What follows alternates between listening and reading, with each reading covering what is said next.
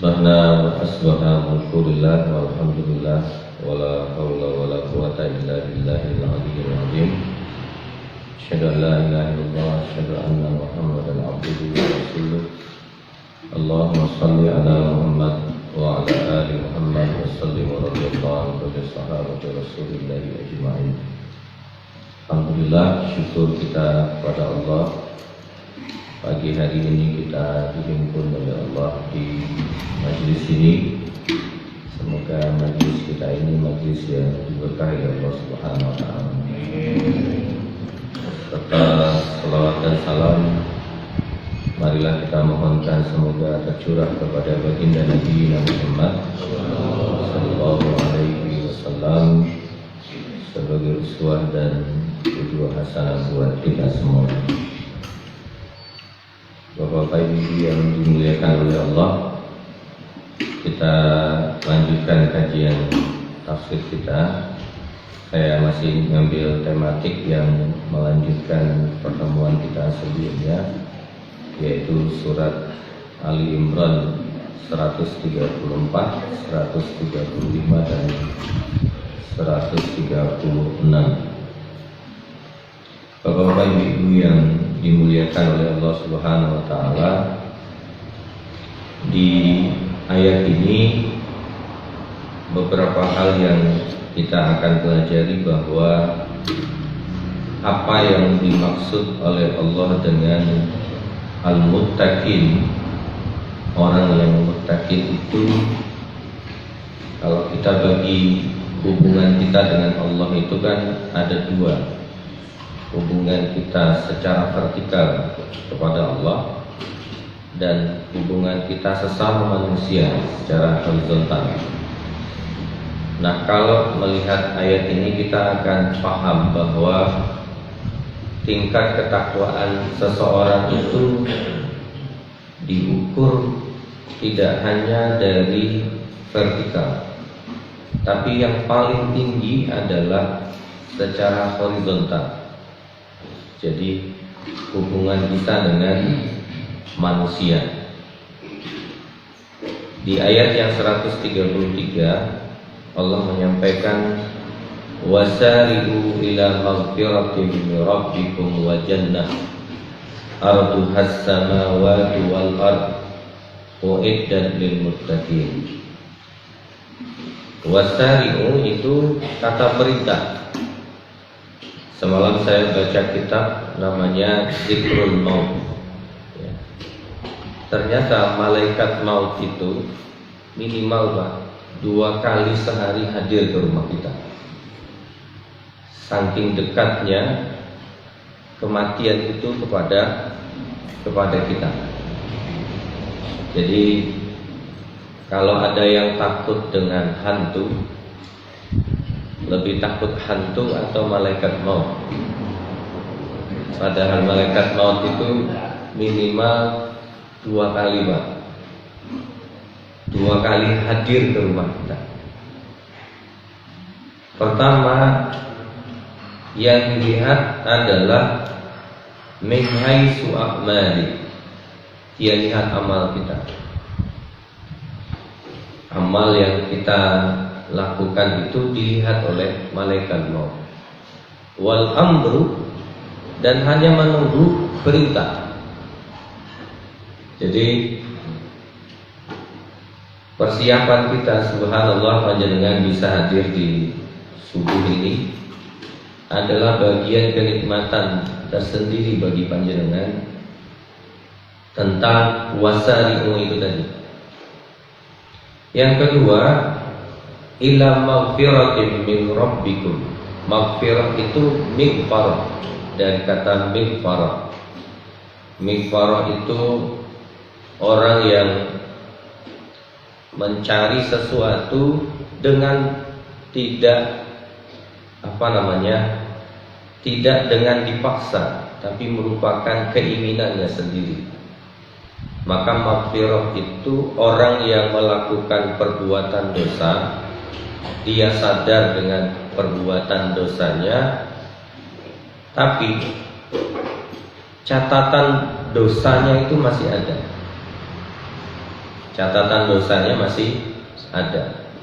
Berbeda dengan permintaan kita di bulan Ramadan. Sebentar lagi 36 hari lagi. Dan semoga kita dipertemukan di bulan Ramadan. Kalau di bulan Ramadan yang kita minta sudah naik, Pak. Allahumma innaka afuun. Al-afu berbeda dengan maghfirah. Kalau al-afu itu diampunkan dan catatannya sudah tidak ada. Kalau kita memaafkan orang, ketika dimaafkan catatannya masih ada di hati atau sudah hilang. Saya tak maafkan, tapi tidak bisa melupakan. Tidak bisa melupakan. Jadi tingkatan al-afu itu lebih tinggi daripada maghfirah itu sendiri. Kenapa Allah menghubungkan wasari'u ila maghfirah bukan wasari'u ila afwi? Karena begini, kita ini secara general tidak ada yang tidak luput dari kesalahan. Mesti ada aja. Baik suami ke istri, baik istri ke suami, baik suami ke anak. Ya, kadang lisan itu kan keselio ya Pak, ya Bu. Suami keselio ke istri, salah ngomong, ya. Istri salah ngomong ke suami. Maka Nabi Muhammad SAW terkait dengan lingkaran-lingkaran keluarga itu, Nabi Muhammad selalu menyatakan kepada istrinya, aku minta maaf. Jadi memang tidak salah seorang suami itu minta maaf kepada istrinya. Dan tidak salah juga seorang istri meminta maaf kepada suaminya. Karena apa? Karena tolabul afwa, permintaan maaf lebih awal itu lebih mulia dibandingkan dengan orang yang menunggu diminta maaf. Maka Allah mengatakan wasari'u ila maghfirah min rabbikum, dari Tuhan kalian. Nabi aja pemaaf, Nabi saja pemaaf, apalagi Allah. Kita berjalan kepada Allah, Allah berlari kepada kita, berlari kepada kita. Surganya Allah itu arduhas samawati wal ard, luasnya langit dan bumi ini, saking luasnya. Uiddat lil muttaqin, disiapkan oleh Allah untuk yang bertakwa. Nah, sekarang kita lihat siapa definisi takwa itu yang paling tinggi di sisi Allah. Ini bukan versi saya ya Pak, ini versi Allah Subhanahu wa ta'ala. Yang pertama kata Allah, alladzina yunfikuna fis sarra'i wad dharra, orang yang berinfak di waktu lapang dan di waktu sempit. Ya. Kenapa infak? Ya, kenapa infak? Infak ini muncul kalimat berikutnya yaitu munafik. Munafik di dalam perperangan awal Nabi Muhammad hanya muncul di perang Badar, di perang Uhud. Ya, tidak muncul di perang Badar, tapi muncul di perang Uhud. Munafik dari nafak, nafak itu artinya dua lubang. Pertama adalah lubang saat dia memasukkan, lubang kedua, yang kedua adalah saat keluar. Orang yang berinfak adalah orang yang mengeluarkan harta yang dia miliki untuk Allah, dia masukkan ke satu lubang dan dia tidak tunggu lagi di lubang lain kecuali hanya di surganya Allah Subhanahu wa ta'ala. Di perang Uhud yang bergelimang darah itu, Dan saya kemarin ke sana melihat betapa kekuasaan Allah. Jadi panjangnya Uhud itu sekitar 7 km.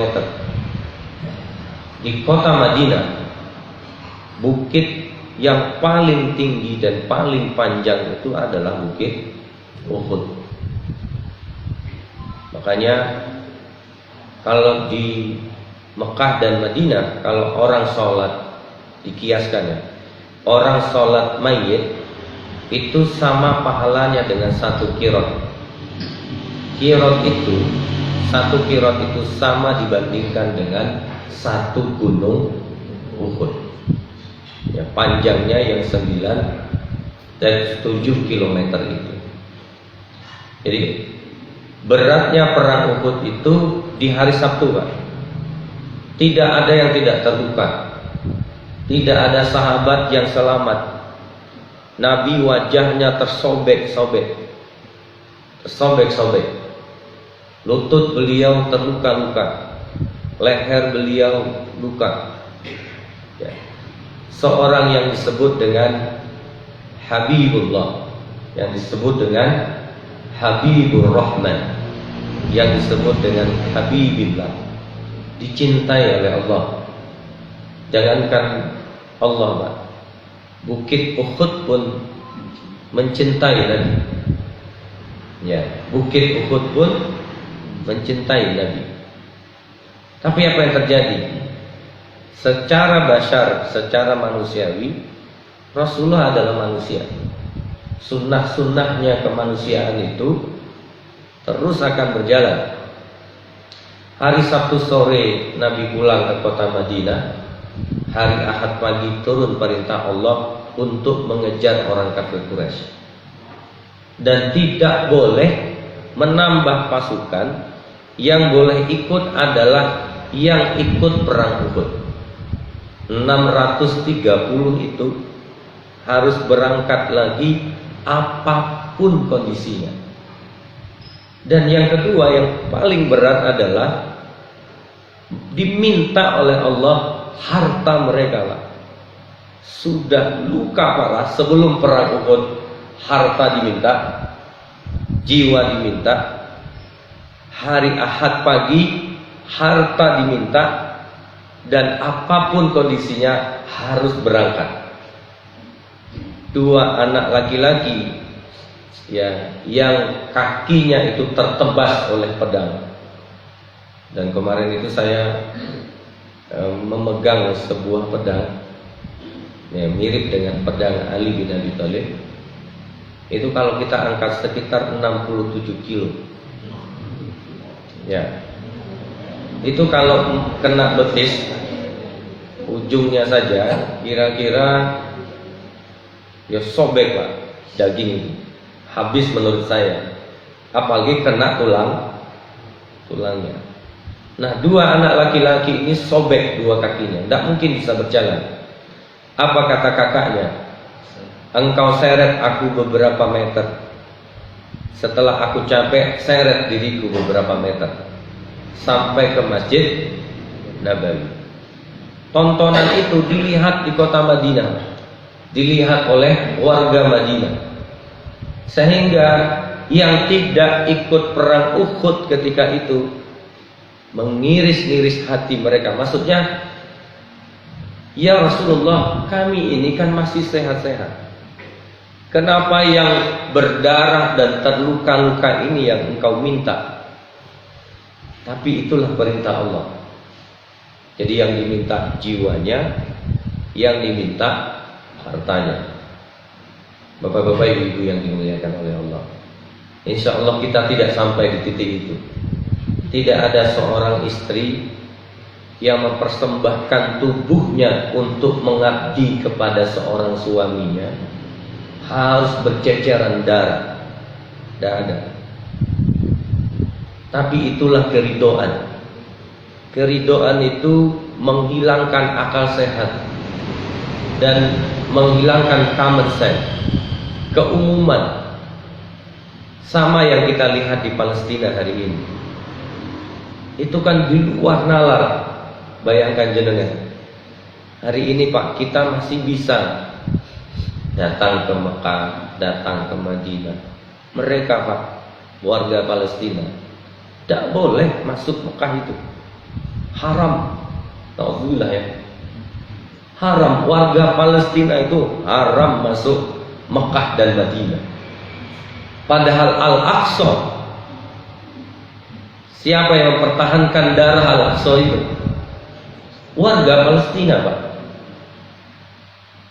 Jadi 3 kota mulia itu, kalau yang 2 dipegang oleh Saudi, yang 1 dipegang oleh Al-Aqsa. Dan hari ini Pak, mereka tinggal di pengungsian. Anak yang 3 tahun tidur di tenda, tendanya basah, bergenang air, dan mereka tidur di situ. Dan ketika diminta untuk pindah ke Sinai, tidak ada yang mau Pak. Anak kecil-kecil itu tidak mau pindah. Nah ini yang disebut alladzina yunfikuna fis-sarra wa dharra. Jadi permintaannya Masya Allah, orang yang berinfak itu adalah orang yang muttaqin yang paling tinggi.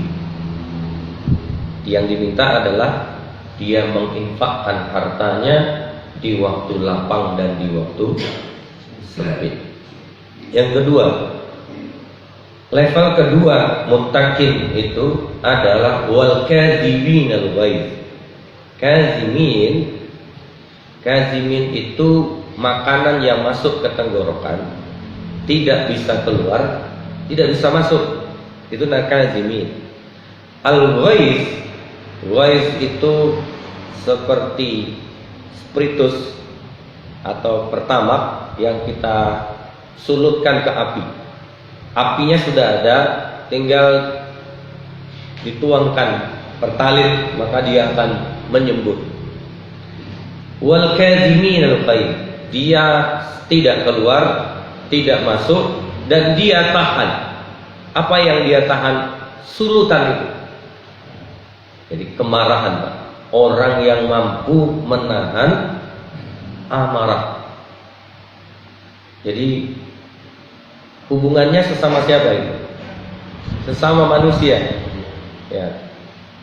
Kadang sesuatu yang kita tahan, ya, tahan mungkin seorang suami kepada istrinya. Kepada orang lain kita bisa menahan amarah kita. Kenapa kepada istri kita tidak mampu menahan amarah kita? Pada orang lain kita mampu menahan amarah kita. Kenapa kepada suami kita yang ridho Allah ada pada ridhonya, kita tidak mampu menahan amarah kita?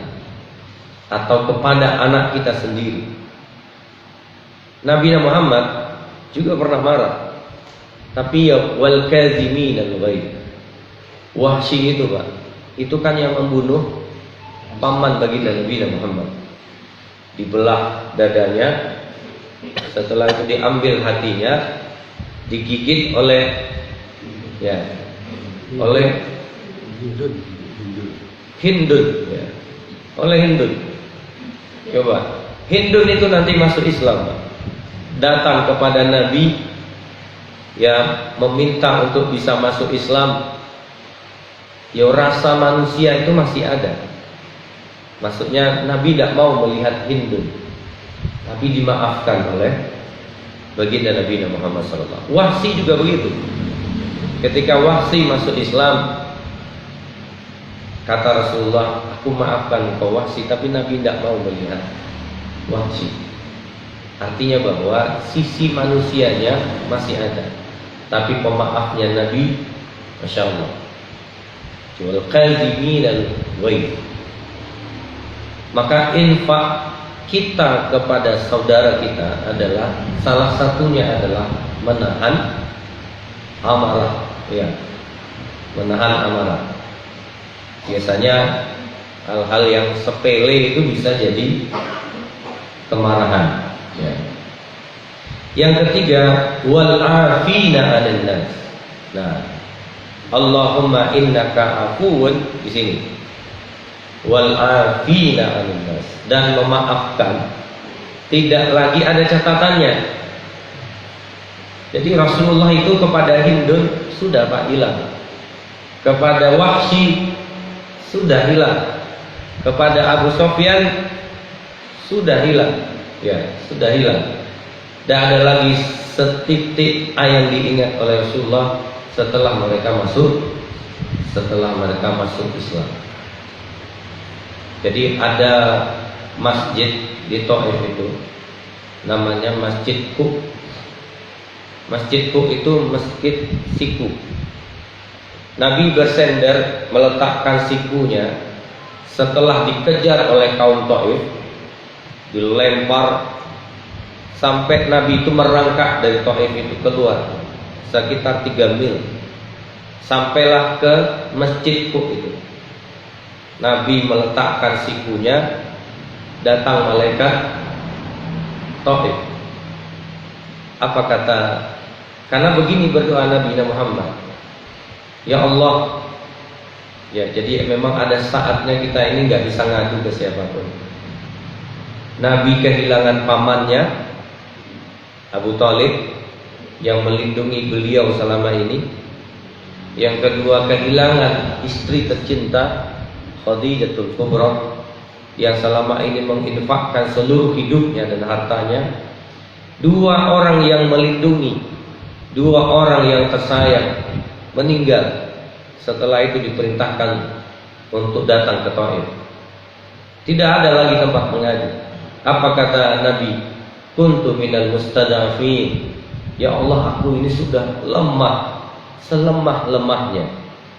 Saat itulah Allah turunkan malaikat, menawarkan diri untuk membalikkan gunung Taif. Ya Rasulullah, bagaimana Taif ini kita balikkan? Coba, posisi seperti itu, apa kata baginda Nabi Muhammad SAW?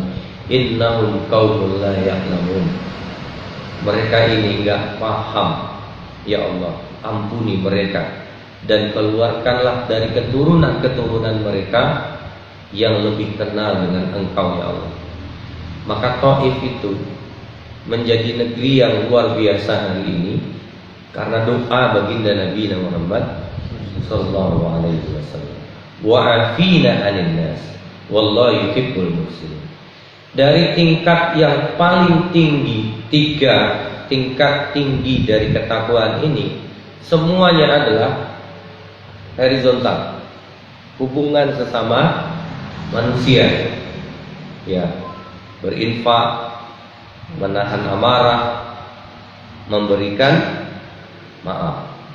Ya, sebenarnya orang Indonesia ini sudah masuk 3-nya Pak. Jadi berinfaknya paling banyak. Jadi kalau ketemu sama orang luar itu, dari mana? Dari Indonesia. Apa kata mereka? Indonesia sya'bun wa biladun yunfikuna anwalahum fi Palestina aksarumma. Saya berkali-kali ketemu. Lagi malam ketemu ke Masjidil Haram, ketemu seorang Bangladesh. Kamu dari mana? Dari Indonesia. Apa katanya? Indonesia biladun mubarakun yunfikuna amwalahum fi Palestina aksarumma. Indonesia itu negeri yang bangsanya paling banyak mengeluarkan harta untuk Palestina dibandingkan dengan negara-negara lain. Walau kana hadzal bilad, walaupun negeri Saudi, begitu kata beliau.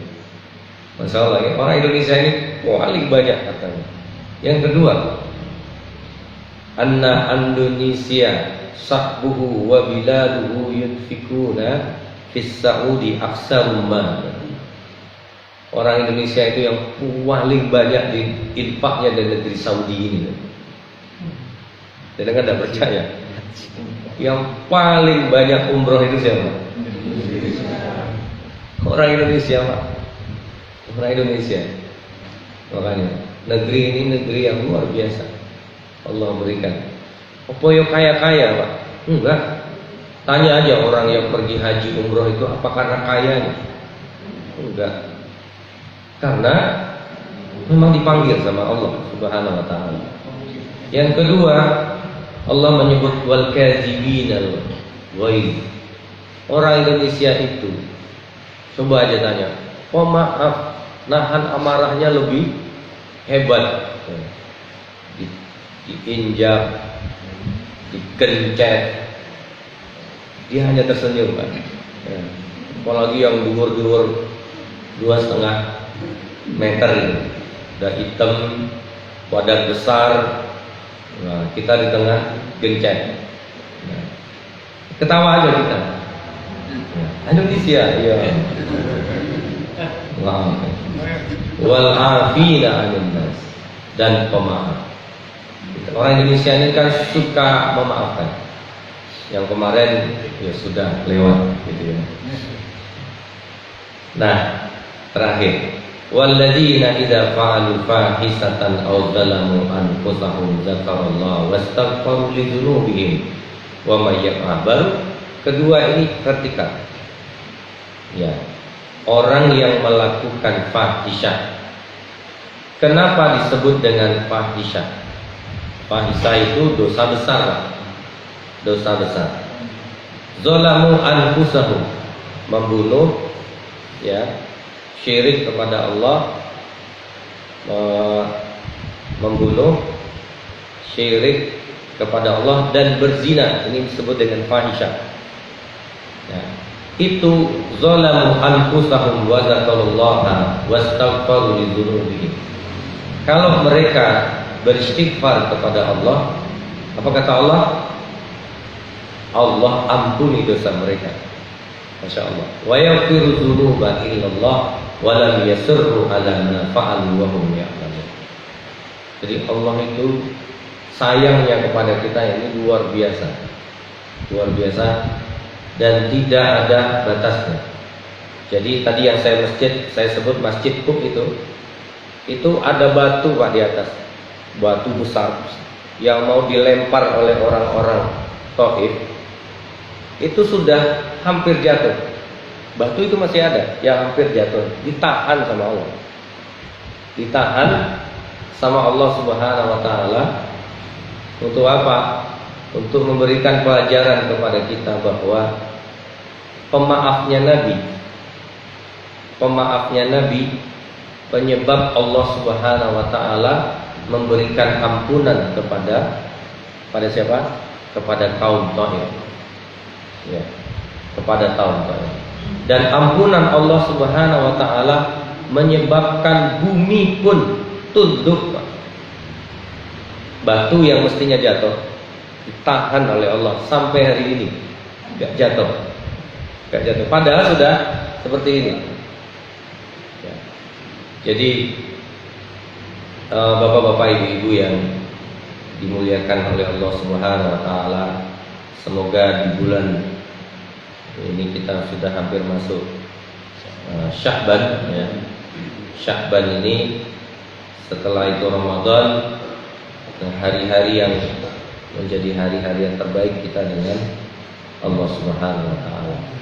Semoga Allah kuatkan iman kita sampai Allah tutup hidup kita ini dan bertemu dengan Allah Subhanahu wa taala. Aku qauli hadza, astaghfirullahaladzim. Assalamualaikum warahmatullahi wabarakatuh.